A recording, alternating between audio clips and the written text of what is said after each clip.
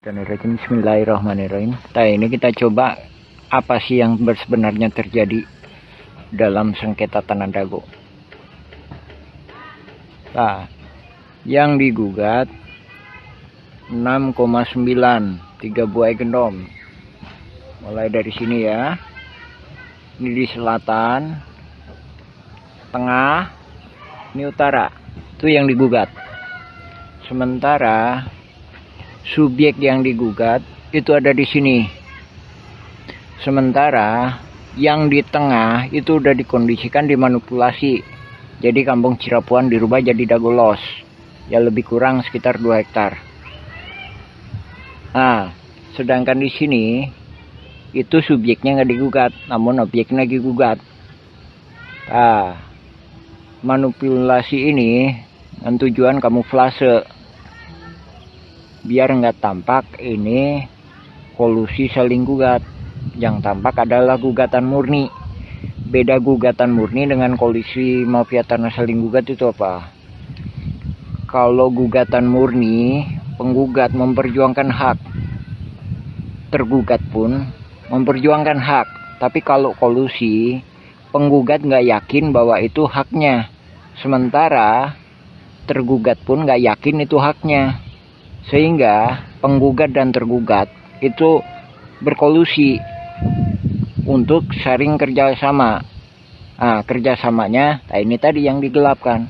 Terus korelasinya lagi, lainnya lagi, buktinya lagi apa? Ada BBB 15.000 meter. Nah itu yang digelapkan. Nah itu laporan BBB itu hilang tahun 2016. Berganti ke Deddy M. Saad. Nah itu yang nggak muncul. Nah itulah bila mana pihak tergugat menang, itu bisa jadi kolusi antara pihak penggugat sama tergugat, bisa bagi-bagi.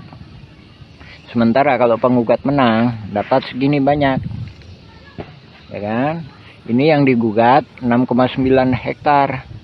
Sementara tergugat itu mempertahankan juga sama dengan hak gendom Buraminten 6,9 hektar, terdiri dari 4 buah. Sementara gugatan Muller itu cuma 6,3, terdiri dari 3 gendom verponding. Nah makanya banyak pihak yang nggak berani untuk dilakukan penyelidikan lebih lanjut.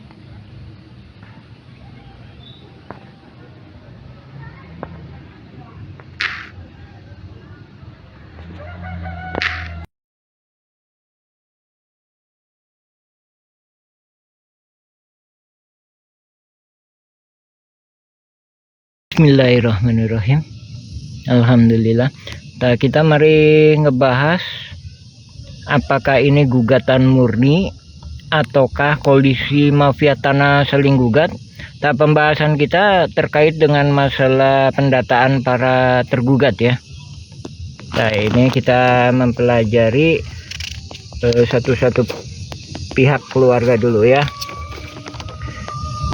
Nah, dari sini tampak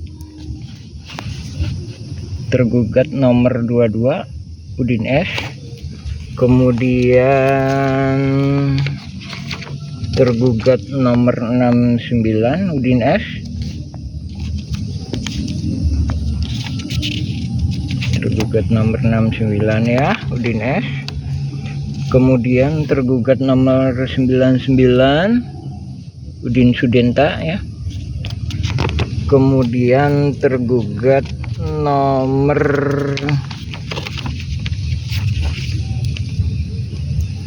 233, 232 dan 233. Nah ini atas nama Cepi. Jadi Udin S, Cepi itu anaknya Udin S ya. Terus ini 232 atas nama Cepi, 233 atas nama Cepi juga ya. Kemudian 301 atas nama Udin S. Nah, sebelum itu kita ini informasikan ya. apakah ini gugatan murni atau kolusi mafia tanah saling gugat. Dengan kata lain, pihak penggugat, kalau gugatan murni, pihak penggugat maupun pihak tergugat itu fair, adil, sama-sama memperjuangkan. Tapi kalau kolusi itu kedua belah pihak bekerja sama atau ada penghubung yang menghubungkan untuk saling berkolusi. Nah ini itu yang sebelah kiri itu rumah Udin S. Jadi Udin S Cepi itu 232 ya, itu atas nama Cepi. Seandainya ini gugatan murni, Muller atau PT Dago Intigraha mendatanya secara akurat ya, itu bagaimana mungkin dia mendata 233 itu sebelah kanan ya, itu sebagai atas nama Cepi, padahal sebelah kanan itu sudah dioperalihkan ke yang namanya Pak Dirman.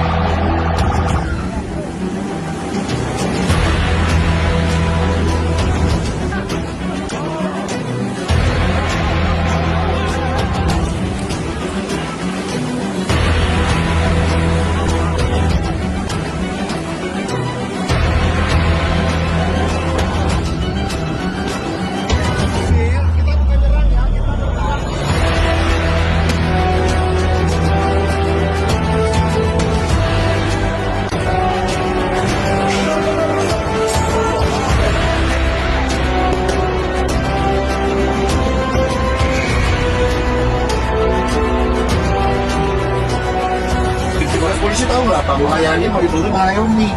Yang diami siapa ya kamu, ya? Nggak ada lagi kamu dicuci otaknya. Kamu kuliah sekolah atau kuliah? Saya kuliah. Kuliah di mana? Kamu fokus kuliah, cari kerja, kasihan orang tua kamu apa kerja? Kira-kira malu nggak nanti saya ekspos bahwa anaknya tertangkap anarko? Malu nggak sama orang tua kamu? Dia pun membolehkan nggak sama undang-undang? Boleh. Yang penting caranya baik. Kamu kan tadi anarko, apa anarko kan anarkis kan? Cara bertindak kamu lawan polisi, perang itu ideologi lah bagus.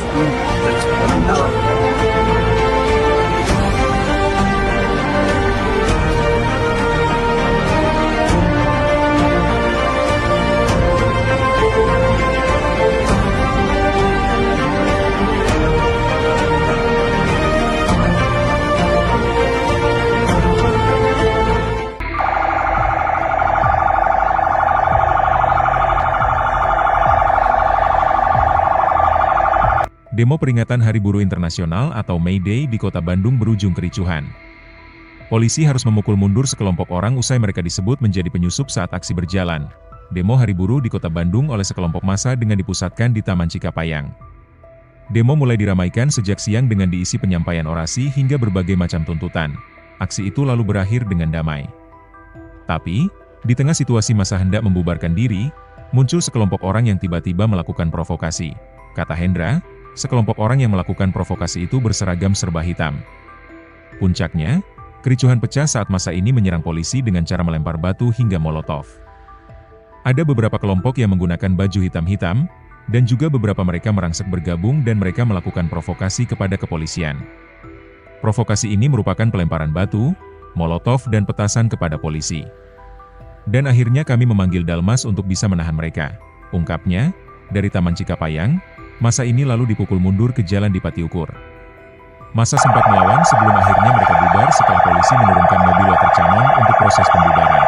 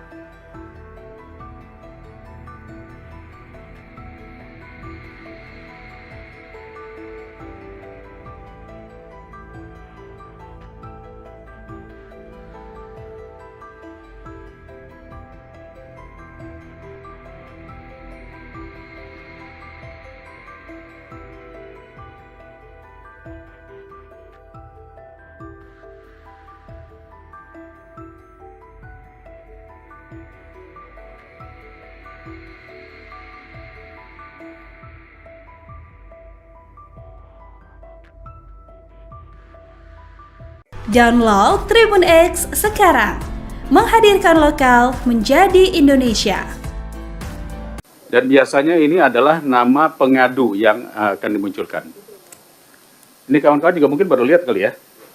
Oke, kita lihat ini apa hasil kerja tim ATR BPN beserta dengan Setcom. Bisa dimasukkan?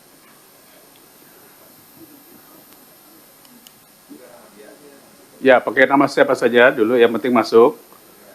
Ini nama pengadunya, Pak. Nama pengadunya. Oke.